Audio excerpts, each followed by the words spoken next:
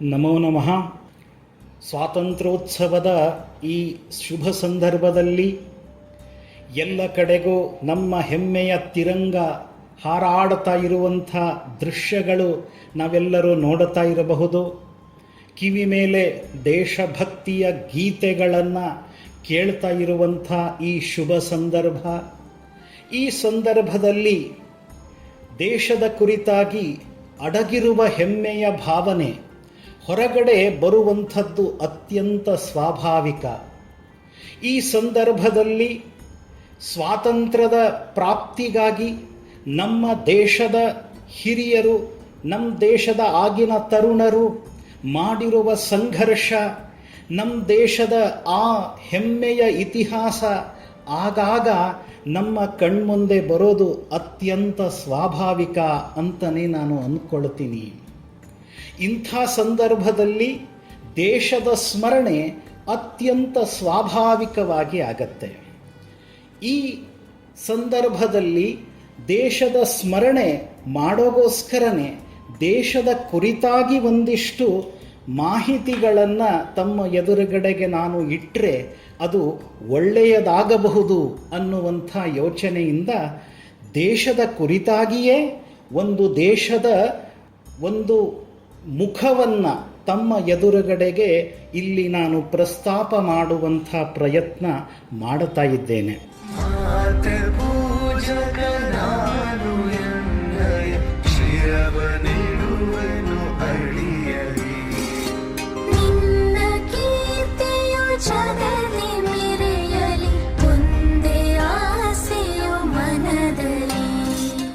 ನಮ್ಮ ದೇಶದ ಸಾಮಾನ್ಯತಃ ಚರ್ಚೆ ಆರಂಭ ಆಗೋದೇ ದೇಶದ ಹೆಸರು ಅನ್ನುವಂಥ ಮೊದಲನೆಯ ಭಾಗದಿಂದ. ಸಹಜವಾಗಿ ನಾವು ಒಂದು ಕ್ರಿಕೆಟ್ ಪಂದ್ಯಾವಳಿ ನಡೀತಾ ಇದ್ದರೆ ನಮ್ಮ ಬಾಯಿಂದ ನಮ್ಮ ದೇಶದ ಸ್ಮರಣೆ ಅರ್ಥಾತ್ ದೇಶದ ಹೆಸರಿನ ಸ್ಮರಣೆ ಆಗ್ತಾ ಇರುತ್ತೆ. ಕ್ರಿಕೆಟಿನ ಮ್ಯಾಚ್ ನಡೀತಿರಬೇಕಾದ್ರೆ ನಾವು ಸಹಜವಾಗಿ ಮಾತಾಡ್ತೀವಿ, ಇಂಡಿಯಾದ ಎಷ್ಟು ರನ್ ಅದು, ಇಂಡಿಯಾದ ಎಷ್ಟು ವಿಕೆಟ್ಗಳು ಹೋದವು ಅಂತ ಮಾತಾಡ್ತೀವಿ. ಸಹಜವಾಗಿಯೇ ನಮ್ಮ ದೇಶದ ಹೆಸರು ನಾವು ಇಂಡಿಯಾ ಅಂತ ಹೇಳಿ ಉಚ್ಚಾರ ಮಾಡಿಬಿಡ್ತೇವೆ. ನಮ್ಮ ದೇಶದ ನಿಜವಾದ ಹೆಸರೇನು ಅಂತ ತಿಳ್ಕೊಳ್ಳುವಂಥ ಪ್ರಯತ್ನ ಒಂದು ಬಾರಿ ಆದರೂ ನಾವು ಮಾಡಬೇಕು ಅಂತ ನನಗನ್ಸುತ್ತೆ. ಇಂಡಿಯಾ ಇದು ನಮ್ಮ ದೇಶದ ನೈಜ ಹೆಸರ? ಇದು ವಿದೇಶಿಯರು ಅರ್ಥಾತ್ ಯುರೋಪಿಯನ್ರು ನಮ್ಮ ದೇಶಕ್ಕೆ ಇಟ್ಟಿರುವ ಹೆಸರು. ಇದು ನಮ್ಮದು ದೇಶದ ಮೂಲ ಹೆಸರು ಆಗಲಿಕ್ಕೆ ಸಾಧ್ಯವೇ ಇಲ್ಲ. ನಾವು ಯಾವಾಗ ನಮ್ಮ ದೇಶಕ್ಕೆ ನಾವು ಇಂಡಿಯಾ ಅಂತ ಕರಿತೀವಿ ಆಗ ಬ್ರಿಟಿಷೋತ್ತರ ಭಾರತ ನಮ್ಮ ಕಣ್ಮುಂದೆ ಬರುತ್ತೆ. ಏನು ಇಂಡಿಯಾ ಅಥವಾ ಭಾರತ ಅಂತ ಅಂದ್ಬಿಟ್ರೆ ಭಾವನೆಯಲ್ಲಿ ವ್ಯತ್ಯಾಸ ಬರುತ್ತಾ ಅನ್ನುವಂಥ ಪ್ರಶ್ನೆ ಸಹಜವಾಗಿ ನಮ್ಮ ಮನಸ್ಸಲ್ಲೂ ಕೂಡ ಮೂಡುತ್ತೆ. ಆದರೆ ಇಂಡಿಯಾ ಅಂದ ಕೂಡಲೇ ಯುರೋಪಿಯನ್ರು ನಮ್ಮ ದೇಶದಲ್ಲಿ ಕಾಲಿಟ್ಟ ನಂತರದ ಭಾರತ ನಮ್ಮ ಕಣ್ಮುಂದೆ ಕಾಣಲಿಕ್ಕೆ ಆರಂಭ ಆಗತ್ತೆ.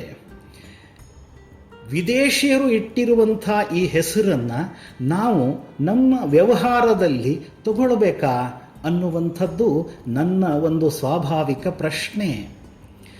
ಯಾವಾಗ ಈ ಹೆಸರಿನ ಉಚ್ಚಾರಣೆ ಆಗುತ್ತೋ ಇಂಡಿಯಾ ಅಂತ ಕೂಡಲೇ ನಮಗೆ ನಮ್ಮ ದೇಶದ ಆ ಪೂರ್ವಜರು, ನಮ್ಮ ದೇಶದ ಆ ಋಷಿಮುನಿಗಳು, ಆ ಪರಂಪರೆ, ನಮ್ಮ ದೇಶದ ಸಂಸ್ಕೃತಿ ಇದು ಕಣ್ಮುಂದೆ ಕಾಣೋದೇ ಇಲ್ಲ.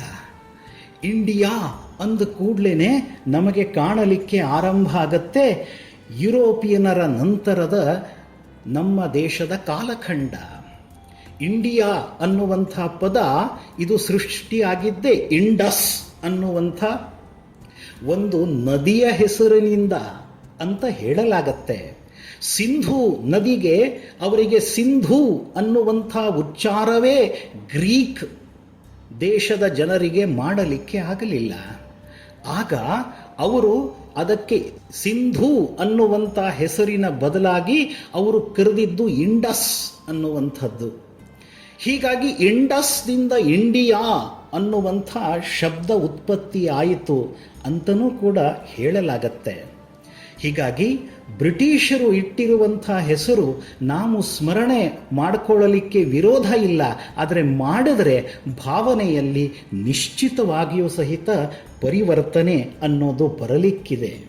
ಹೀಗಾಗಿ ನಮ್ಮ ದೇಶದ ನೈಜ ಹೆಸರೇನು ಅನ್ನೋ ಕುತೂಹಲವೂ ಸಹಿತ ನಮ್ಮ ಮನಸ್ಸಿನಲ್ಲಿ ಉಂಟಾಗುವುದು ಅತ್ಯಂತ ಸ್ವಾಭಾವಿಕ ಅಂತ ನಾನು ಅಂದ್ಕೊಳ್ತೀನಿ. ಹೇಳಲಾಗತ್ತೆ 3 ಜನ ಭರತರಿಂದ ಭಾರತ ಅನ್ನುವಂಥ ಹೆಸರಿನ ಪುಷ್ಟಿಯಾಯಿತು ಅಂತ ಇತಿಹಾಸದಲ್ಲಿ ನಮಗೆ ನೋಡಲಿಕ್ಕೆ ಕೇಳಲಿಕ್ಕೆ ಸಿಗುತ್ತೆ. 3 ಜನ ಭರತರು ಅಂದರೆ ಯಾರು ಅಂತ ಪ್ರಶ್ನೆ ಸಹಜವಾಗಿ ಮನಸ್ಸಿನಲ್ಲಿ ಮೂಡಲಿದೆ. ಮೊದಲನೇದಾಗಿ ಭರತ ಯಾರು? ರಾಮಾಯಣದ ಪಾತ್ರಧಾರಿಯಾಗಿರುವಂಥ ಭರತ. ರಾಮ, ಲಕ್ಷ್ಮಣ, ಭರತ, ಶತ್ರುಘ್ನ ಅನ್ನುವಂಥ 4 ಹೆಸರುಗಳು ರಾಮಾಯಣದಲ್ಲಿ ಪದೇ ಪದೇ ನಾವು ಕೇಳ್ತೀವಿ. ಅದರೊಳಗಿರುವಂಥ ಭರತ ಅನ್ನುವಂಥ ಪಾತ್ರಧಾರಿ. ಈ ಭರತ, ಇವನಿಗೆ ತ್ಯಾಗಿ ಭರತ ಅಂತ ಕರೀತಾರೆ. ಯಾಕೆ ಅಂತಂದರೆ ಶ್ರೀರಾಮ 14 ವರ್ಷಗಳ ಕಾಲ ವನವಾಸಕ್ಕೆ ಹೊರಟ ನಂತರ 14 ವರ್ಷಗಳ ಕಾಲ ಅಯೋಧ್ಯೆಯ ಶಾಸನದ ಜವಾಬ್ದಾರಿ ಇವನ ಮೇಲೆ ಇತ್ತು. ಸ್ವತಃ ರಾಜನಾಗಬೇಕು ಅನ್ನೋ ಕಾರಣಕ್ಕಾಗಿಯೇ ಕುಟುಂಬದಲ್ಲಿ ನಡೆದಿರುವ ಷಡ್ಯಂತ್ರ ಅನ್ನೋದು ನಮಗೆಲ್ಲರಿಗೂ ಸಹಿತ ಗೊತ್ತು. ಭರತ ರಾಜನಾಗಬೇಕು, ಭರತನಿಗೆ ರಾಜ್ಯಾಭಿಷೇಕ ಆಗಬೇಕು ಅನ್ನುವಂಥ ಷಡ್ಯಂತ್ರ ನಡೆದಿತ್ತು. ಆದರೆ ಭರತನಿಗೆ ಪ್ರಾಪ್ತ ಆಗಿರುವಂಥ ಈ ರಾಜ ಗೌರವ ಆತ ಎಂದೂ ಸ್ವೀಕಾರ ಮಾಡಲಿಲ್ಲ. ಶಾಸನ ಅರ್ಥಾತ್ ರಾಜ್ಯ ನಡೆಸುವ ಜವಾಬ್ದಾರಿ ಆತ ಸ್ವೀಕಾರ ಮಾಡ್ದ. ಆದರೆ ಎಂದೂ ಸಹಿತ ಸ್ವಂತಕ್ಕೆ ರಾಜ ಅಂತ ಅಂದ್ಕೊಳ್ಳಲೇ ಇಲ್ಲ. ಆ ಸಿಂಹಾಸನದ ಮೇಲೆ ನ್ಯಾಯವಾಗಿ ಅವನಿಗೆ ಸಿಕ್ಕಿರುವಂಥ ಒಂದು ಅವಕಾಶ ಇತ್ತು. ಆ ಸಿಂಹಾಸನದ ಮೇಲೆ ಸ್ವತಃ ಕೂಡಬೇಕಾಗಿತ್ತು. ಆದರೆ ಭರತ ಆ ಸಿಂಹಾಸನದ ಮೇಲೆ ಕೂಡಲೇ ಇಲ್ಲ. ಅಲ್ಲಿ ಶ್ರೀರಾಮನ ಪಾದುಕೆಗಳನ್ನು ಇಟ್ಟು ರಾಜ್ಯಾಭಾರ ನಡೆಸಿದ.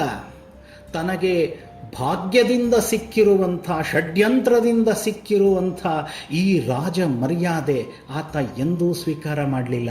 ಆ ಸಿಂಹಾಸನದ ಬಳಿ ಕೂತ್ಕೊಂಡು ಕೇವಲ ರಾಜ್ಯಾಭಾರ ನಡೆಸಿದ.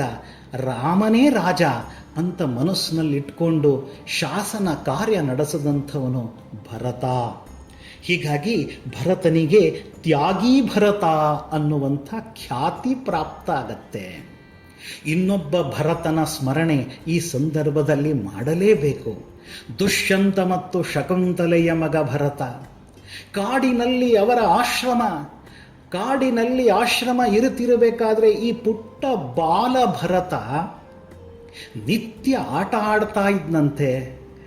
ಅವನು ನಿತ್ಯ ಆಟ ಆಡುವ ಆಟಕಿ ಸಾಮಗ್ರಿಯಾದರೂ ಯಾವುದಿರಬಹುದು? ಆ ಪುಟ್ಟ ಬಾಲ ಭರತ ನಿತ್ಯ ಆಟ ಆಡಬೇಕಾದ್ರೆ ಯಾವುದಕ್ಕೆ ನಾವು ಮೃಗರಾಜ ಅಂತ ಕರಿತೀವಿ, ಓಡಾಡುತ್ತಿರುವ ಸಿಂಹನಿಗೆ ಹಿಡಿದು ಸಿಂಹನ ಬಾಯಿಯನ್ನು ಸೀಳಿ ಅದರ ಒಳಗಡೆ ಇರುವಂಥ ಹಲ್ಲುಗಳು ಎಷ್ಟು ಅಂತ ಎಣಿಸುವ ಸಾಮರ್ಥ್ಯ ಇರುವಂಥ ಬಾಲಭರತ. ಹೀಗಾಗಿ ಇವನಿಗೆ ಪರಾಕ್ರಮಿ ಭರತ ಅಂತನೂ ಕೂಡ ಕರೆಯಲಾಗತ್ತೆ.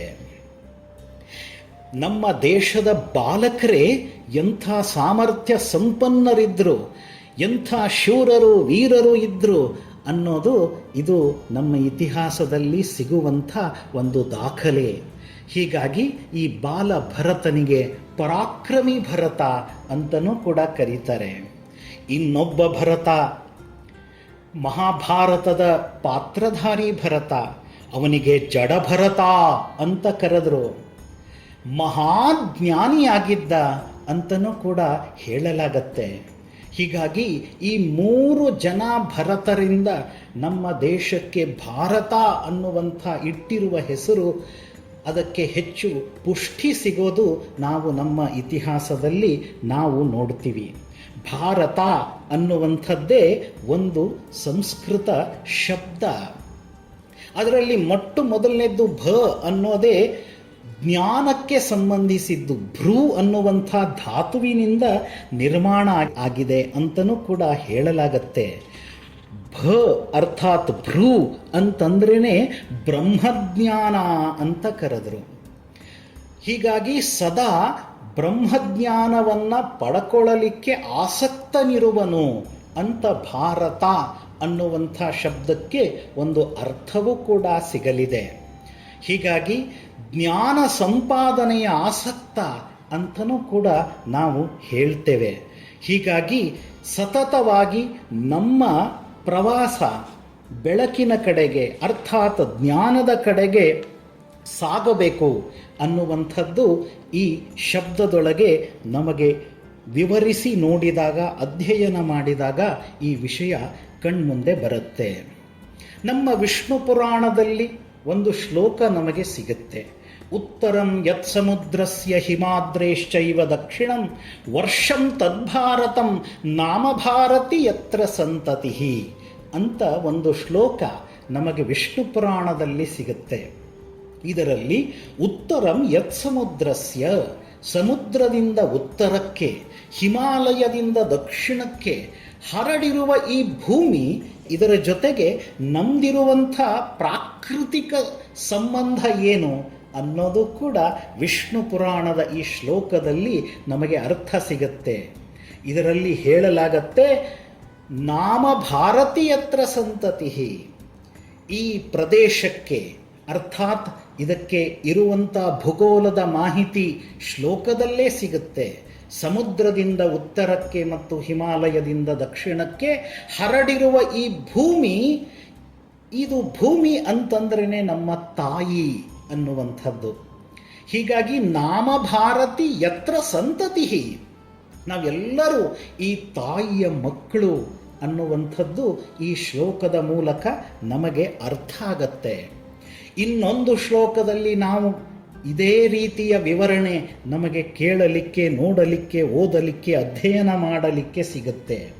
ಅದು ಅಂತಂದರೆ ಹಿಮಾಲಯಂ ಸಮಾರಭ್ಯ ಯಾವದಿಂದು ಸರೋವರಂ ತಂ ದೇವನಿರ್ಮಿತಂ ದೇಶಂ ಹಿಂದೂಸ್ಥಾನಂ ಪ್ರಚಕ್ಷತೆ ಅನ್ನುವಂಥ ಮಾತು ನಾವು ಬೃಹಸ್ಪತ್ಯ ಶಾಸ್ತ್ರದಲ್ಲಿ ಸಿಗುವಂಥ ಈ ಶ್ಲೋಕದೊಳಗೆ ನಾವು ತಿಳ್ಕೊಳ್ಳಲಿಕ್ಕೆ ಪ್ರಯತ್ನ ಮಾಡಿದ್ರೆ ಇದರ ಅರ್ಥವೂ ಕೂಡ ನಮಗೆ ತಿಳಿಯುತ್ತೆ.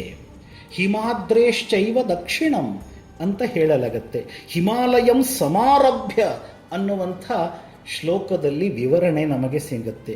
ಹಿಮಾಲಯಂ ಸಮಾರಭ್ಯ ಯಾವದಿಂದು ಸರೋವರಂ, ಹಿಮಾಲಯದಿಂದ ಸರೋವರದವರೆಗೂ ಹರಡಿರುವ ಈ ಭೂಮಿ ಎಂಥ ಭೂಮಿ, ತಂ ದೇವ ನಿರ್ಮಿತಂ ದೇಶಂ ಅನ್ನುವಂಥದ್ದು ಸಾಲು ಅಂಡರ್ಲೈನ್ ಮಾಡುವಂಥದ್ದು ಬಂಧುಗಳೇ.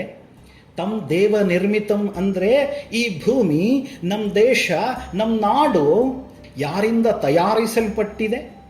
ತಮ್ ದೇವ ನಿರ್ಮಿತಂ ಅಂದರೆ ದೇವರೇ ಸ್ವತಃ ನಿರ್ಮಾಣ ಮಾಡಿರುವಂಥ ಭೂಮಿ ಅಂತಲೇ ಈ ಶ್ಲೋಕದೊಳಗೆ ನಮಗೆ ನಮ್ಮ ದೇಶದ ಬಗ್ಗೆ ವಿವರಣೆ ಸಿಗುತ್ತೆ. ಇದರಲ್ಲಿ ಸಹಿತ ನಾವು ನಮ್ಮ ದೇಶದ ಹೆಸರನ್ನು ಗುರುತಿಸಬಹುದು. ಇದರೊಳಗೆ ನಮಗೆ ಸಿಗುತ್ತೆ, ತಮ್ ದೇವ ನಿರ್ಮಿತಂ ದೇಶಂ ಹಿಂದೂಸ್ಥಾನಂ ಪ್ರಚಕ್ಷತೆ. ಈ ದೇಶಕ್ಕೆ ಹಿಂದೂಸ್ಥಾನ್ ಅನ್ನುವಂಥ ಹೆಸರವು ಸಹಿತ ನಮಗೆ ಈ ಶ್ಲೋಕದ ಮೂಲಕ ಗೊತ್ತಾಗತ್ತೆ. ಹೀಗಾಗಿ ನಮ್ಮ ದೇಶಕ್ಕೆ ಇರುವಂಥ ಹೆಸರು ಯಾವುದು ಅಂತಂದರೆ ಭಾರತ, ಹಿಂದೂಸ್ಥಾನ್, ಆರ್ಯಾವರ್ತ, ಭಾರತ ವರ್ಷ ಅನ್ನುವಂಥದ್ದು ನಾವು ಕೇಳಬಹುದು. ಸಾಮಾನ್ಯವಾಗಿ ನಮ್ಮ ಮನೆಗಳಲ್ಲಿ ಪುರೋಹಿತರು ಒಂದು ಪೂಜೆಯನ್ನು ಮಾಡಬೇಕಾದ್ರೆ ಸಂಕಲ್ಪ ಮಾಡುವ ಸಂದರ್ಭದಲ್ಲಿ ಹೇಳುವಂಥ ಶ್ಲೋಕದಲ್ಲೂ ಸಹಿತ ನಮ್ಮ ದೇಶದ ಬಗ್ಗೆ ವರ್ಣನೆ ಸಿಗತ್ತೆ. ಓಂ ವಿಷ್ಣುರಾಜ್ಞಾ ಪ್ರವರ್ತಮಾನಸ್ಯಾದ್ಯ ಬ್ರಹ್ಮಣೋ ದ್ವಿತೀಯ ಪರಾರ್ಧೆ ಶ್ರೀ ಶ್ವೇತವಾರಾಹ ಕಲ್ಪೆ ವೈವಸ್ವತ ಮನ್ವಂತರೆ ಕಲಿಯುಗೆ ಪ್ರಥಮ ಚರಣೆ ಭರತವರ್ಷೆ ಭರತಖಂಡೆ ಅನ್ನುವಂಥದ್ದು ನಾವು ಕೇಳ್ತೀವಿ. ಹೀಗಾಗಿ ನಮ್ಮ ದೇಶದ ಹೆಸರು ಆರ್ಯಾವರ್ತ, ಭರತವರ್ಷ, ಭರತಖಂಡ ಅನ್ನುವಂಥದ್ದೇ ಕೇಳ್ತೀವಿ. ಯಾವಾಗ ಈ ಭಾರತ ಅನ್ನುವಂಥ ಶಬ್ದದ ಉಚ್ಚಾರಣೆ ಆಗತ್ತೆ, ಆಗ ನಮ್ಮ ಸಂಸ್ಕೃತಿ ಕಣ್ಮುಂದೆ ಬರುತ್ತೆ, ನಮ್ಮ ಪರಂಪರೆ ಕಣ್ಮುಂದೆ ಬರುತ್ತೆ, ನಮ್ಮ ದೇಶದ ಆ ಋಷಿಮುನಿಗಳು ನಮಗೆ ಕಾಣಲಿಕ್ಕೆ ಆರಂಭ ಆಗ್ತಾರೆ. ಹೀಗಾಗಿ ಭಾರತದ ಇತಿಹಾಸ 10,000 ವರ್ಷಗಳ ಮುಂಚಿನ ಕಾಲಾವಧಿವರೆಗೂ ಹೋಗಿ ನಿಲ್ಲುತ್ತೆ. ಆದರೆ ಇಂಡಿಯಾ ಅನ್ನುವಂಥ ಉಚ್ಚಾರದಿಂದ ಈ ರೀತಿಯ ಘನತೆ, ಈ ರೀತಿಯ ವ್ಯಾಪಕತೆ ಮುಂದೆ ಬರೋದೇ ಇಲ್ಲ. ಹೀಗಾಗಿ ನಾವು ಒಂದು ಸಂಕಲ್ಪ ಮಾಡಲಿಕ್ಕಾಗತ್ತಾ? ನಮ್ಮ ಹಿರಿಯರು, ನಮ್ಮ ಜ್ಯೇಷ್ಠರು, ನಮ್ಮ ಇತಿಹಾಸದ ನಿರ್ಮಾಪಕರು ಇಟ್ಟಿರುವ ಹೆಸರುಗಳನ್ನೇ ನಾವು ಬಾಯಲ್ಲಿ ಉಚ್ಚಾರವನ್ನು ಮಾಡಲಿಕ್ಕೆ ಸಾಧ್ಯ ಆಗತ್ತಾ ಅನ್ನುವಂಥದ್ದು. ಹೀಗಾಗಿ ನಾವು ನೋಡ್ತೀವಿ, ನಮ್ಮ ದೇಶದ ನೈಜ ಹೆಸರೇನು ಅಂತ ತಿಳ್ಕೊಂಡು ನಾವು ನಮ್ಮ ದೇಶದ ಕುರಿತಾಗಿ ಒಂದಿಷ್ಟು ಮಾಹಿತಿಗಳನ್ನು ಸಂಗ್ರಹ ಮಾಡಿದರೆ ಅದು ಉಚಿತ ಅಂತ ನಾನು ಭಾವಿಸ್ತೇನೆ.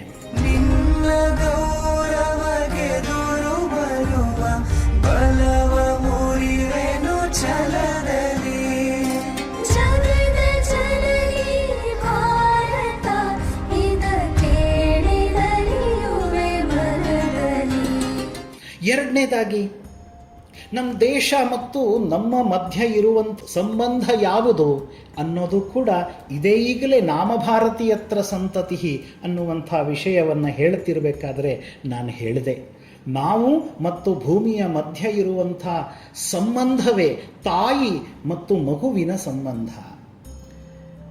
ಈ ಸಂಬಂಧ ಎಷ್ಟು ವರ್ಷ ಹಳೆಯದಾಗಿ ನಮ್ಮ ಪೂರ್ವಜರು ಈ ಸಂಬಂಧವನ್ನು ಕಲ್ಪಿಸ್ಕೊಂಡ್ರು. ವೇದಗಳಲ್ಲಿ, ಅಥರ್ವಣ ವೇದದಲ್ಲಿ ಭೂಮಿ ಸೂಕ್ತ ಅನ್ನುವಂಥ ಶ್ಲೋಕದಲ್ಲಿ ನಮಗೆ ಒಂದು ಶ್ಲೋಕ ಸಿಗತ್ತೆ, ಮಾತಾ ಭೂಮಿ ಪುತ್ರೋಹಂ ಪೃಥಿವ್ಯಾ ಅನ್ನುವಂಥ ಶ್ಲೋಕ ನಮಗೆ ಕೇಳಲಿಕ್ಕೆ ಸಿಗತ್ತೆ. ಅಂಗಿರಸ್ ಅನ್ನುವಂಥ ಋಷಿ ಹೇಳಿರುವ ಮಾತಿದು. ಮಾತಾ ಭೂಮಿ ಪುತ್ರೋಹಂ ಪೃಥಿವ್ಯಾ, ಭೂಮಿ ನಮ್ಮ ತಾಯಿ, ನಾವೆಲ್ಲರೂ ಈ ತಾಯಿಯ ಮಕ್ಕಳು ಅನ್ನುವಂಥ ಮಾಹಿತಿ ನಮಗೆಲ್ಲರಿಗೂ ಸಹಿತ ವೇದ ಕಾಲದಲ್ಲೇ ಭೂಮಿ ಮತ್ತು ನಾವು, ದೇಶ ಮತ್ತು ನಾವು, ಇದರ ಮಧ್ಯ ಇರುವಂಥ ಸಂಬಂಧ ನಮ್ಮ ಹಿರಿಯರು ಕಲ್ಪಿಸ್ಕೊಂಡ್ರು. ಹೀಗಾಗಿ ಹೇಳಲಾಗತ್ತೆ, ಇದು ನಮ್ಮ ದೇಶದ ಮೊದಲನೆಯ ಮೂಡಿದಂಥ ರಾಷ್ಟ್ರಗೀತೆ ಅಂತನೂ ಕೂಡ ಹೇಳಲಾಗತ್ತೆ. ಹೀಗಾಗಿ ಈ ದೇಶ ಮತ್ತು ನಮ್ಮ ಮಧ್ಯ ಇರುವಂಥ ಸಂಬಂಧವೇ ಅತ್ಯಂತ ಪಾವಿತ್ರತೆಯಿಂದ ಕೂಡಿರುವಂಥ ಸಂಬಂಧ. ಈ ನಾಡು ಎಂಥದ್ದು ಅನ್ನೋದು ಕೂಡ ನಮ್ಮ ಹಿರಿಯರು ನಮಗೆ ಹೇಳಿಕೊಟ್ರು. ಗಾಯಾಂತಿ ದೇವಾಹ ಕಿಲಗೀತಕಾನಿ ಧನ್ಯಾಸ್ತು ಯೇ ಭರತ ಭೂಮಿ ಬಾಗೆ ಸ್ವರ್ಗಾಪವರ್ಗಾಸ್ಪದಹು ಹೇತುಭೂತೆ ಭುಯಂತಿ ಭೂಯಃ ಪುರುಷಾಸುರಸ್ವಾತ್ ಅನ್ನುವಂಥ ಶ್ಲೋಕ ನಾವು ಕೇಳ್ತೀವಿ. ಸ್ವರ್ಗದಲ್ಲಿ ಇರುವಂಥ ದೇವತೆಗಳು ಈ ನಾಡಿನ ಗುಣಗಾನವನ್ನು ಹಾಡಿದ್ದಾರೆ.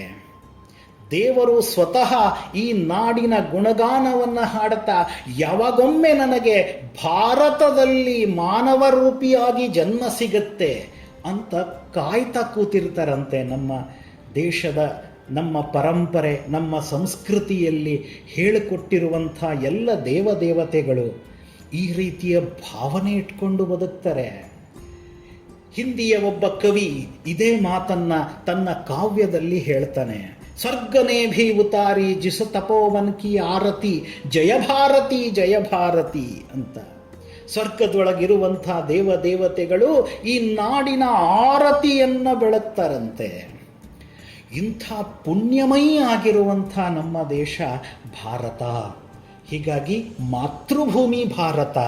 ಎರಡನೇದಾಗಿ ನಾನು ಹೇಳ್ತಾ ಇರೋ ವಿಷಯ ಅಂತಂದ್ರೇ ಪುಣ್ಯಮಯಿ ಆಗಿರುವಂಥ ನಾಡು ಅದು ಅಂತಂದರೆ ಭಾರತ. ಮಾತೃಭೂಮಿಯ ಸಂದರ್ಭ, ನಾವು ಮತ್ತು ನಮ್ಮ ದೇಶದ ಮಧ್ಯೆ ಇರುವಂಥ ಸಂಬಂಧ ಅಥರ್ವಣ ಕಾಲದಲ್ಲಿ, ವೇದದ ಕಾಲದಲ್ಲಿಯೂ ಸಹಿತ ನಮಗೆ ನೋಡಲಿಕ್ಕೆ ಸಿಕ್ತಿತ್ತು. ಅದೇ ಭಾವನೆ ನಾವು ಅಂದಿನಿಂದ ಹಿಡ್ಕೊಂಡು ಇವತ್ತಿನವರೆಗೂ ಸಹಿತ ನಾವು ಅದೇ ಭಾವನೆಯನ್ನು ಜೋಪಾನ ಮಾಡಿ ನಾವು ಬದುಕಿದ್ದೀವಿ. ರಾಮಾಯಣದಲ್ಲೂ ಒಂದು ಪ್ರಸಂಗದಲ್ಲಿ ಮಾತೃಭೂಮಿಯ ಸ್ಮರಣೆ ಆಗಿದ್ದು ನಾವೆಲ್ಲರೂ ಸಹಿತ ನೋಡುತ್ತೀವಿ. ಸ್ವರ್ಣಮಯಿ ಆಗಿರುವಂಥ ಲಂಕೆ ಗೆದ್ದ ಮೇಲೆ ರಾವಣನಿಗೆ ಸೋಲಿಸಿದ ನಂತರ ಲಕ್ಷ್ಮಣನಿಗೆ ಅನಿಸ್ತಂತೆ, ಇಂಥ ಸ್ವರ್ಣಮಯಿ ಆಗಿರುವಂಥ ಈ ಭೂಮಿ ಶ್ರೀಲಂಕಾ, ಅದನ್ನು ಬಿಟ್ಟು ಪುನಃ ಯಾಕೆ ನಾವು ನಮ್ಮ ಪ್ರದೇಶಕ್ಕೆ ಹೋಗೋದು, ಇಲ್ಲೇ ಇದ್ದುಬಿಟ್ರೆ ಅನ್ನುವಂಥ ಸ್ವಾಭಾವಿಕ ಪ್ರಶ್ನೆ, ಒಂದು ಮುಗ್ಧ ಪ್ರಶ್ನೆ ಲಕ್ಷ್ಮಣ ಕೇಳಿದಾಗ ಸ್ವತಃ ಶ್ರೀರಾಮ ಕೊಟ್ಟಂಥ ಉತ್ತರ ಏನು? ಅಪಿ ಸ್ವರ್ಣಮಯೀ ಲಂಕಾ ಜನನಿ ಜನ್ಮಭೂಮಿಶ್ಚ ಸ್ವರ್ಗಾದಪಿ ಗರಿಯಸಿ ಅನ್ನುವಂಥ ಮಾತು. ಈ ಲಂಕೆ ಸ್ವರ್ಣಮಯಿ ಆಗಿದ್ರೂ ಸಹಿತ ಮಾತೃಭೂಮಿಗಿಂತ ಹಿರಿದಾಗಿರುವಂಥದ್ದು ಜಗತ್ನಲ್ಲಿ ಇನ್ನು ಯಾವುದೂ ಸಹಿತ ಇಲ್ಲ ಅನ್ನುವಂಥ ಮಾತು ಸ್ವತಃ ಶ್ರೀರಾಮ ನಮಗೆ ಹೇಳಿಕೊಡ್ತಾನೆ.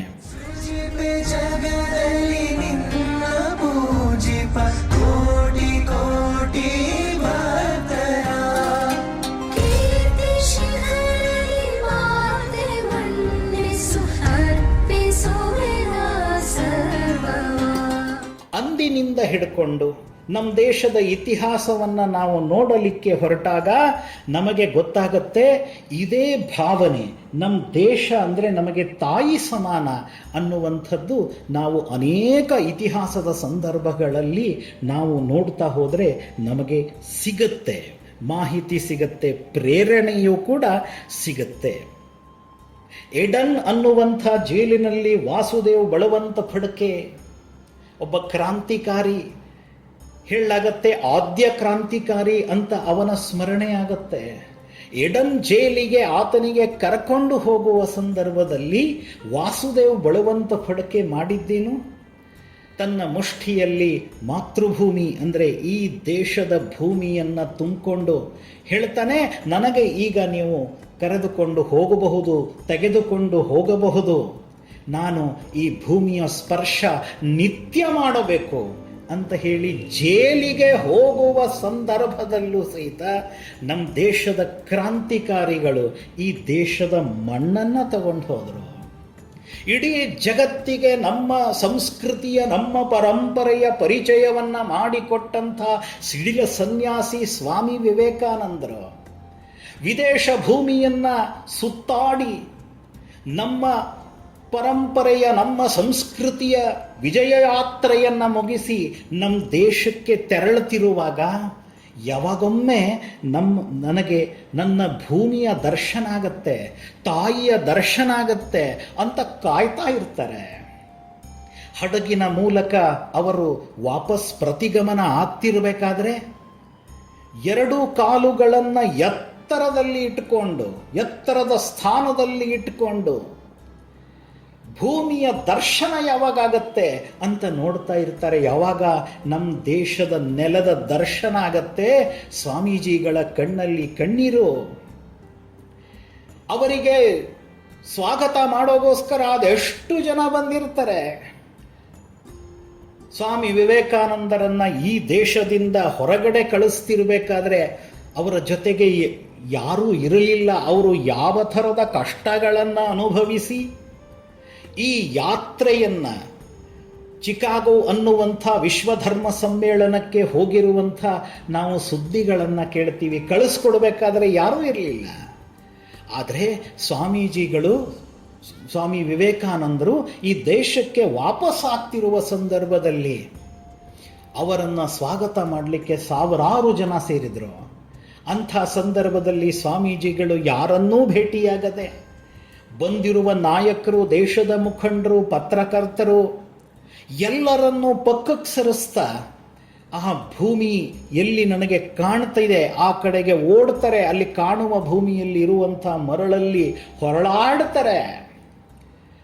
ಸ್ವಾಮಿ ವಿವೇಕಾನಂದ್ರೆ ಅಂದರೆ ವಿದ್ವಾಂಸರು, ಆದರೆ ಇವರು ಮಾಡ್ತಿರುವಂಥ ಕೃತಿ ನೋಡಿ ಅನೇಕರಿಗೆ ಆಶ್ಚರ್ಯ ಆಗತ್ತೆ. ಸ್ವಾಮೀಜಿಗಳು ಏನು ಮಾಡ್ತಾ ಇದ್ದೀರಿ ನೀವು? ಆಗ ಆ ಮರಳಲ್ಲಿ ಹೊರಳಾಡ್ತಿರ್ಬೇಕಾದ್ರೇ ಸ್ವಾಮೀಜಿಗಳು ಹೇಳ್ತಾರೆ, ನಾನು ಭೋಗ ಭೂಮಿಯಲ್ಲಿ ಇಷ್ಟೊಂದು ವರ್ಷಗಳ ಕಾಲ ಓಡಾಡದೆ, ಹಾಗಾಗಿ ಮೈ ಮನಸ್ಸು ಕಲುಷಿತ ಆಗಿದೆ. ಈ ಭೂಮಿಯ ಸ್ಪರ್ಶದಿಂದ ಅದನ್ನು ಪುನಃ ನಾನು ಪವಿತ್ರ ಮಾಡಿಕೊಳ್ತಾ ಇದ್ದೀನಿ. ನಾನು ಈ ದೇಶದಿಂದ ಅಮೇರಿಕಕ್ಕೆ ಹೋಗ್ತಿರ್ಬೇಕಾದ್ರೆ ನಾನು ಭಾರತವನ್ನು ಗೌರವಿಸ್ತಾ ಇದ್ದೆ.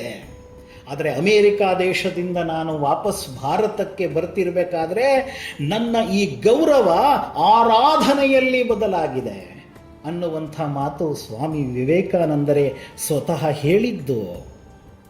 ಹೀಗಾಗಿ ನಮ್ಮ ದೇಶದ ಕ್ರಾಂತಿಕಾರಿಗಳು ಇರಬಹುದು, ನಮ್ಮ ದೇಶದ ಶ್ರೇಷ್ಠ ವಿದ್ವಾಂಸರು ಇರಬಹುದು, ಅವರ ಎಲ್ಲರ ಜೀವನದಲ್ಲೂ ಸಹಿತ ನಾವು ಈ ಭೂಮಿ ಅಂತಂದ್ರೇ ನಾವು ತಾಯಿ ಅಂತ ಸ್ವೀಕಾರ ಮಾಡಿದ್ದನ್ನು ನೋಡ್ತೀವಿ. ಇದೆಲ್ಲ ಹಿರಿಯರ ಬಗ್ಗೆ ನಾವು ಹೇಳ್ತಾ ಹೋದರೆ ಅದೆಷ್ಟು ಸಮಯ ಹೇಳ್ತಾ ಎಷ್ಟು ಸಮಯ ಕಳೆದು ಹೋಗುತ್ತೆ ಅನ್ನೋದೇ ಗೊತ್ತಾಗಲಿಕ್ಕಿಲ್ಲ. ಆದರೆ ಇದು ಸಾಮಾನ್ಯರ ಜೀವನದಲ್ಲೂ ಸಹಿತ ಈ ಭೂಮಿ, ಈ ದೇಶ, ಈ ನಾಡು ಅಂದರೆ ನಮ್ಮ ತಾಯಿ ಅನ್ನುವಂಥ ಭಾವನೆ ಸಾಮಾನ್ಯರ ವ್ಯವಹಾರದಲ್ಲೂ ಕೂಡ ಬಂದಿದೆ. ಯಾವುದೋ ಒಂದು ಕಟ್ಟಡ, ಮನೆಯ ಕಟ್ಟಡ ಇರಬಹುದು, ಹೋಟೆಲಿನ ಕಟ್ಟಡ ಇರಬಹುದು, ಒಂದು ದೇವಾಲಯದ ದೇವಸ್ಥಾನದ ಕಟ್ಟಡ ಇರಬಹುದು, ಅದನ್ನು ಕಟ್ಟಬೇಕಾದ್ರೆ ಮೊದಲನೇ ಪೂಜೆಯೇ ನಡೆಯೋದು ಯಾವುದು? ಭೂಮಿ ಪೂಜೆ. ನಮ್ಮ ದೇಶದ ಒಬ್ಬ ಕೃಷಿಕ, ಆತ ಹೊಲದಲ್ಲಿ ಹೋಗಿ ಕೃಷಿ ಕಾರ್ಯವನ್ನು ಆರಂಭ ಮಾಡುವಗಿಂತ ಮುಂಚೆ ಆ ಭೂಮಿಗೆ ನಮಸ್ಕಾರವನ್ನು ಸಲ್ಲಿಸ್ತಾನೆ. ಬಂಗಾರದಂಥ ಬೆಳೆ ಕೊಡು ಅಂತ ತನ್ನ ಅಪೇಕ್ಷೆಯನ್ನು ಇಟ್ಕೊಂಡು ಕಾರ್ಯವನ್ನು ಆರಂಭ ಮಾಡ್ತಾನೆ. ಇವತ್ತಿನ ಕೃಷಿಕವು ಸಹಿತ ಭೂಮಿಗೆ ನಮಸ್ಕಾರ ಮಾಡ್ತಾ ಇರೋದು ನಾವೆಲ್ಲರೂ ನೋಡ್ತೀವಿ. ನಾವೆಲ್ಲರೂ ಸಾಮಾನ್ಯತಃ ತರುಣ ವಯಸ್ಸಿನಲ್ಲಿ ಕಬಡ್ಡಿ ಅನ್ನುವಂಥ ಆಟ ಆಡಿರಬಹುದು. ಕಬಡ್ಡಿ ಆಟ ಆಡಬೇಕಾದ್ರೆ ಒಂದು ಪಕ್ಷದಿಂದ ದಾಳಿ ಮಾಡಲಿಕ್ಕೆ ಬಂದಾಗ ಮಧ್ಯದೊಳಗಿರುವಂಥ ಸೆಂಟರ್ ಲೈನ್ ಅಂತ ಯಾವುದಕ್ಕೆ ಕರೀತಾರೆ, ಅಲ್ಲಿಗೆ ಸ್ಪರ್ಧಕ ಬಂದು ಅಲ್ಲಿರುವಂಥ ಮಣ್ಣನ್ನು ಹಣೆಗೆ ಒತ್ಕೊಂಡು ಕಬಡ್ಡಿ ಕಬಡ್ಡಿ ಕಬಡ್ಡಿ ಅಂತ ಹೇಳ್ತಾ ನುಗ್ತಾನೆ. ಕಬಡ್ಡಿಯ ನಿಯಮಾವಳಿಯ ಪುಸ್ತಕದಲ್ಲಿ ಈ ರೀತಿಯ ನಮಸ್ಕಾರ ಸಲ್ಲಿಸಬೇಕು ಅನ್ನುವಂಥ ನಿಯಮ ಇಲ್ಲ. ಆದರೆ ಒಬ್ಬ ಸ್ಪರ್ಧಕನಿಗೂ ಸಹಿತ ದಾಳಿ ಮಾಡುವಗಿಂತ ಮುಂಚೆ ಭೂಮಿಗೆ ವಂದನವನ್ನು ಸಲ್ಲಿಸಿ, ನಮಸ್ಕಾರವನ್ನು ಸಲ್ಲಿಸಿ ಆಟವನ್ನು ಆರಂಭ ಮಾಡೋದು ನೋಡ್ತೀವಲ್ಲ. ಹೀಗಾಗಿ ನಮ್ಮ ವ್ಯವಹಾರದಲ್ಲೇ ನಾವು ದಿನನಿತ್ಯ ನೋಡಿದಾಗ ಈ ಭೂಮಿಗೆ ನಾವು ತಾಯಿ ಅಂತ ಸ್ವೀಕಾರ ಮಾಡಿದ್ದು ಎಲ್ಲರ ದರ್ಶನಕ್ಕೆ ಸಿಗುತ್ತೆ. ನಮ್ಮ ಪ್ರದೇಶದಲ್ಲಿ ಸೇನೆಯಲ್ಲಿ ಇರುವಂಥ ಒಬ್ಬ ಸೈನಿಕ, ಅವನಿಗೆ ಹಿಮಾಲಯದ ಎತ್ತರದ ಶಿಖರ ಇರುವಂಥ ಎವರೆಸ್ಟ್ ಅಂತ ಯಾವುದಕ್ಕೆ ಹೇಳುತ್ತಾರೆ, ಆ ಎವರೆಸ್ಟ್ ಶಿಖರವನ್ನು ಏರುವಂಥ ಒಂದು ಶುಭ ಸಂದರ್ಭ ಅವನ ಜೀವನದಲ್ಲಿ ಬಂತು. ಆ ಸೈನಿಕ ಎವರೆಸ್ಟ್ ಏರುತ್ತಾ ಇದ್ದಾನೆ. ಒಬ್ಬ ಸಾಮಾನ್ಯ ಸೈನಿಕನಿಗೆ ಸಿಕ್ಕಿರುವ ಒಂದು ಸೌಭಾಗ್ಯ, ಜಗತ್ತಿನ ಅತ್ಯಂತ ಎತ್ತರ ಸ್ಥಾನದಲ್ಲಿ ಇರುವಂಥ ಎವರೆಸ್ಟ್ ಹತ್ತುತ್ತಾ ಇದ್ದಾನೆ. ಆ ಸಂದರ್ಭದಲ್ಲಿ ಅವನು ಎವರೆಸ್ಟ್ ಶಿಖರವನ್ನು ತಲುಪಿ ವಾಪಸ್ಸು ಬಂದ. ಎಲ್ಲರೂ ಸಹಿತ ಅವನ ಗೌರವವನ್ನು ವ್ಯಕ್ತ ಮಾಡಿದ್ರು, ಅವನಿಗೆ ಅಭಿನಂದನೆಯನ್ನು ಸಲ್ಲಿಸಿದರು. ಆ ಸೈನಿಕನ ಜೊತೆಗೆ ಭೇಟಿಯಾಗುವಂಥ ನನಗೆ ಒಂದು ಸುಸಂದರ್ಭ ಸೌಭಾಗ್ಯದಿಂದ ನನಗೆ ಸಿಕ್ತು. ಆಗ ಆ ದಯಾನಂದ್ ಅನ್ನುವಂಥ ಒಬ್ಬ ಸೈನಿಕ ಅವನ ಜೊತೆಗೆ ಮಾತಾಡುವಾಗ ಕೇಳಿದೆ, ಎವರೆಸ್ಟದ ತಟ್ಟ ತುದಿ ಅಂತ ಯಾವುದಕ್ಕೆ ಹೇಳಲಾಗತ್ತೆ, ಅಲ್ಲಿವರೆಗೂ ಹತ್ತಲಿಕ್ಕಾಗತ್ತಾ ಅಂತ ನನ್ನ ಪ್ರಶ್ನೆ ಇತ್ತು. ಆಗ ಸೈನಿಕ ದಯಾನಂದ ಢಾಲಿ ಅಂತ ಆತನ ಹೆಸರು. ಆತ ಹೇಳ್ತಾನೆ, ಯಾವತ್ತೂ ಸಹಿತ ಎವರೆಸ್ಟ್ ನಾವು ಏರಬಹುದು, ಆದರೆ ಅದರದ್ದು ತುದಿ ಶಿಖರ ಅಂತ ಯಾವುದಿದೆ ಅಲ್ಲಿ ಯಾರೂ ಹೋಗಲಿಕ್ಕಿಲ್ಲ. ನಾವು ಅದಕ್ಕಿಂತ ಕೆಳಗಡೆ ಇರುವ ಭಾಗಕ್ಕೆ ಮಾತ್ರ ಹೋಗಿ ಮುಟ್ಟಬಹುದು ಅಂತ ಆತ ಹೇಳ್ತಾನೆ. ನನ್ನ ಜಿಜ್ಞಾಸೆ ಇನ್ನಷ್ಟು ಬೆಳೀತು. ಯಾಕೆ ಆ ಶಿಖರ ಅಂತ ಯಾವುದಕ್ಕೆ ಹೇಳ್ತಾರೆ? ಜಗತ್ತಿನ ಅತ್ಯಂತ ಎತ್ತರವಾದಂಥ ಭೂಮಿಯ ಸ್ಥಾನ ಅದು, ಅಲ್ಲಿ ಯಾಕೆ ಹೋಗ್ಲಿಕ್ಕಿಲ್ಲ? ಆಗ ದಯಾನಂದ್ ಢಾಲಿ, ನಮ್ಮ ದೇಶದ ಒಬ್ಬ ಸೈನಿಕ ಹೇಳ್ತಾನೆ, ನಾವು ತಾಯಿಯ ಹೆಗಲಿನ ಮೇಲೆ ಏರಬಹುದು, ಆದರೆ ಯಾವತ್ತೂ ಸಹಿತ ತಾಯಿಯ ತಲೆಯ ಮೇಲೆ, ಶಿರಸ್ಥಾನದ ಮೇಲೆ ನಾವು ಏರಲಿಕ್ಕೆ ಯಾವತ್ತೂ ಸಾಧ್ಯ ಇಲ್ಲ, ಏರಬಾರದು. ಒಬ್ಬ ಸೈನಿಕನಿಗೆ ಎವರೆಸ್ಟ್ ಏರುವಂಥ ಒಬ್ಬ ಪರಾಕ್ರಮಿ ವೀರನಿಗೂ ಸಹಿತ ಅನಿಸುತ್ತೆ ಈ ಭೂಮಿ ಅಂದರೆ ತಾಯಿ ಅನ್ನುವಂಥದ್ದು. ಹೀಗಾಗಿ ನಮ್ಮ ನಿತ್ಯ ವ್ಯವಹಾರದಲ್ಲೇ ನಾವೆಲ್ಲರೂ ನೋಡಿದಾಗ ಗೊತ್ತಾಗತ್ತೆ. ಈ ಭಾವನೆ ಇಟ್ಕೊಂಡು ಅದೆಷ್ಟು ಜನ ನಮ್ಮ ದೇಶದ ಸ್ವಾತಂತ್ರ್ಯ ಹೋರಾಟದಲ್ಲಿ ಪ್ರಾಣಾರ್ಪಣೆಯನ್ನು ಮಾಡಿಕೊಂಡ್ರು. ನಮ್ಮ ದೇಶದ ಸ್ವಾತಂತ್ರ್ಯ ಹೋರಾಟದ ಇತಿಹಾಸವನ್ನು ಅಧ್ಯಯನ ಮಾಡಿದಾಗ ಗೊತ್ತಾಗತ್ತೆ, ನಮಗೆ ಸಿಕ್ಕಿರುವ ಜಯ ವಿಜಯ ಅದಕ್ಕೆ ಕಾರಣ ನಮ್ಮ ದೇಶದೊಳಗೆ ಮೂಡಿರುವ ದೇಶಭಕ್ತಿ. ನಮ್ಮ ಕ್ರಾಂತಿಕಾರಿಗಳು ತೋರಿಸಿದಂಥ, ದೇಶಭಕ್ತರು ತೋರಿಸಿದಂಥ ದೇಶಭಕ್ತಿಯ ಕಾರಣದಿಂದಲೇ ನಮಗೆ ಸ್ವಾತಂತ್ರ್ಯದ ಪ್ರಾಪ್ತಿಯಾಯಿತು ಅಂತಲೂ ಕೂಡ ನಾವು ನೋಡಬಹುದು.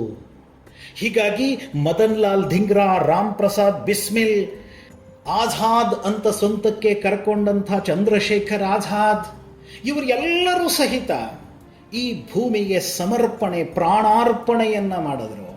ತಮ್ಮ ಜೀವನವನ್ನೇ ಈ ಭೂಮಿಗೋಸ್ಕರ ಕೊಟ್ಟರು. ಯಾಕೆ? ಈ ಭೂಮಿ ಅಂದರೆ ತಾಯಿ ಅನ್ನುವಂಥ ಭಾವನೆಯಿಂದ. ಇದೇ ಭಾವನೆಯನ್ನ ಕಾವ್ಯ ರೂಪದಲ್ಲಿ ಬಂಕಿಮಚಂದ್ರರು ಒಂದೇ ಮಾತರಂ ಅನ್ನುವಂಥ ಗೀತೆಯನ್ನು ಬರೆದು ನಮ್ಮ ಮುಂದೆ ಇಟ್ಟರು. ಯಾವತ್ತೂ ಸಹಿತ ಈ ಭಾವನೆ ನಮ್ಮ ಮನಸ್ಸಿನಿಂದ ಹೊರಟೋಗಬಾರದು ಅನ್ನುವಂಥ ಕಾರಣದಿಂದನೇ ಒಂದೇ ಮಾತರಂ ಅನ್ನುವಂಥ ಗೀತೆಯನ್ನು ರಚನೆ ಮಾಡಿದರು. ನಮ್ಮ ದೇಶದ ದೇಶಭಕ್ತರ ಹೃದಯದಲ್ಲಿ ಒಂದೇ ಮಾತರಮಕ್ಕೆ ಎಂಥ ಸ್ಥಾನ ಸಿಕ್ತು. ನಮಗೆಲ್ಲರಿಗೂ ಸಹಿತ ನಮ್ಮ ದೇಶದ ಇತಿಹಾಸವನ್ನು ಅಧ್ಯಯನ ಮಾಡಿದ್ರೆ ನಮಗೆಲ್ಲರಿಗೂ ಸಹಿತ ಗೊತ್ತಾಗತ್ತೆ. ಹೀಗಾಗಿ ಒಂದೇ ಮಾತರಂ ಅನ್ನುವಂಥ ಶಬ್ದದ ಅರ್ಥವೇ ತಾಯಿ ವಂದಿಸುವೆ ಅನ್ನುವಂಥ ಅರ್ಥವನ್ನು ಕೊಡುತ್ತೆ. ಅದರೊಳಗೂ ಸಹಿತ ನಮ್ಮ ದೇಶಕ್ಕೆ ನಾವು ತಾಯಿ ಅನ್ನೋ ಭಾವನೆಯಿಂದನೇ ನೋಡ್ತೀವಿ. ಯಾವಾಗ ಈ ಭಾವನೆ ನಮ್ಮ ದೇಶದೊಳಗೆ ಹೆಚ್ಚಾಯಿತೋ ಆಗ ನಮ್ಮ ದೇಶಭಕ್ತಿ ಹೊರಗಡೆ ಪ್ರಕಟ ಆಯಿತು ಮತ್ತು ಅದರಿಂದ ನಮ್ಮ ದೇಶಕ್ಕೆ ಜಯ ಸಿಗ್ತಾ ಹೋತು. ನಮ್ಮ ದೇಶ ಪ್ರಗತಿ ಸಾಧಿಸಲಿಕ್ಕೆ ಸಾಧ್ಯ ಆಗ್ತಾ ಹೋಯಿತು. ಯಾವಾಗ ಈ ಭಾವನೆ ನಮ್ಮಿಂದ ದೂರ ಆಗತ್ತೆ ಆಗ ದೇಶಕ್ಕೆ ಅಧಃಪತನ ಇದು ನಿಶ್ಚಿತವಾಗಿಯೂ ಇದೆ. ಯಾಕಂದರೆ ದೇಶಭಕ್ತಿ ಹೆಚ್ಚಾದಾಗ, ದೇಶಭಕ್ತಿ ಸಮರ್ಪಣೆಯಲ್ಲಿ ಕಾಣಲಿಕ್ಕೆ ಆರಂಭ ಆದಾಗ ದೇಶದ ಭವಿಷ್ಯ ಎಷ್ಟು ಒಳ್ಳೆಯ ಭವಿಷ್ಯ ಆಗಬಹುದು. ವೈಭವ ತುಂಬಿ ಇರುವಂಥ ಭವಿಷ್ಯ ಕಾಲ ನಾವು ತಲುಪಲಿಕ್ಕಿದ್ದೇವೆ. ಆದರೆ ಈ ಭಾವನೆ ನಮ್ಮಿಂದ ಹೊರಟೋದಾಗ ನಿಜಕ್ಕೂ ಸಹಿತ ಅಧಃಪತನ ಅನ್ನೋದು ಕಾದಿದೆ. ಹೀಗಾಗಿ ಈ ಭಾವನೆಯನ್ನು ಆಗಾಗ ನಾವು ಮನಸ್ಸಿನಲ್ಲಿ ತುಂಬಿಕೊಳ್ಳುವಂಥ ಅವಶ್ಯಕತೆ ಇದೆ. ನಾವು ಎಷ್ಟೆಷ್ಟು ಈ ಭಾವನೆಯಿಂದ ತುಂಬಿಕೊಂಡು ನಮ್ಮ ದೇಶದ ಕಡೆಗೆ ನಾವು ನೋಡ್ತೀವಿ ಆಗ ದೇಶಭಕ್ತಿ ನಮ್ಮಲ್ಲಿ ನಿರ್ಮಾಣ ಆಗತ್ತೆ. ದೇಶಭಕ್ತಿ ನಿರ್ಮಾಣದಿಂದ ಉಜ್ವಲ ವೈಭವೀಯುತವಾದಂಥ ಭವಿಷ್ಯ ಮುಂದಿದೆ. ಹೀಗಾಗಿ ದೇಶದ ಪ್ರಗತಿಯಲ್ಲಿ ದೇಶಭಕ್ತಿ ಅನ್ನೋದೇ ಒಂದು ಮಹತ್ವದ ಸ್ಥಾನ ಪಡಿಲಿಕ್ಕಿದೆ.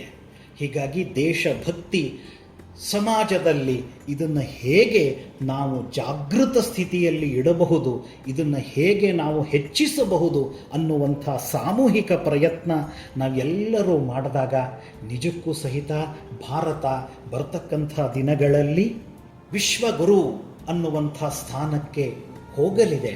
ತಾಯಿ ಭಾರತಿ ಇಡೀ ಜಗತ್ತಿನ ಜಗನ್ಮಾತೆ ಆಗಲಿಕ್ಕಿದ್ದಾಳೆ.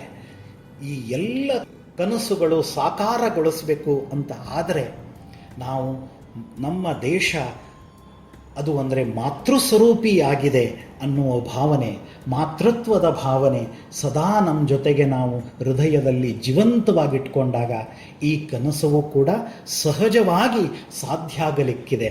ಎಲ್ಲರೂ ಸಹಿತ ಈ ಭಾವವನ್ನು ಹೃದಯದಲ್ಲಿ ಇಟ್ಕೊಂಡು ಎಲ್ಲರೂ ಕಾರ್ಯರತ ಆಗೋಣ. ನಿಜಕ್ಕೂ ಭಾರತ ಜಗತ್ತಿನಲ್ಲಿ ಒಂದು ವಿಶ್ವಗುರು ಸ್ಥಾನಕ್ಕೆ ತಲುಪಲಿ, ಆ ಪ್ರಯತ್ನ ನಮ್ಮೆಲ್ಲರ ಮೂಲಕ ಆಗಲಿ ಅಂತ ಹೇಳ್ತಾ ಮತ್ತೊಮ್ಮೆ ಎಲ್ಲರಿಗೂ ಸಹಿತ ಸ್ವಾತಂತ್ರ್ಯೋತ್ಸವದ ಅಭಿನಂದನೆಗಳು ಅಂತ ಹೇಳ್ತಾ ನಾವೆಲ್ಲರೂ ಸ್ವಾತಂತ್ರ್ಯೋತ್ಸವವನ್ನು ಹೆಮ್ಮೆಯಾಗಿ ಆಚರಣವನ್ನು ಮಾಡೋಣ ಅಂತ ಹೇಳಿ ನನ್ನ ಮಾತಿಗೆ ವಿರಾಮ್. ನಮಸ್ಕಾರ. ಮಾತೆ ಪೂಜಕ ನಾನು ಎನ್ನಯ ಶಿರವ ನೀಡುವೆನು ಅಡಿಯಲಿ.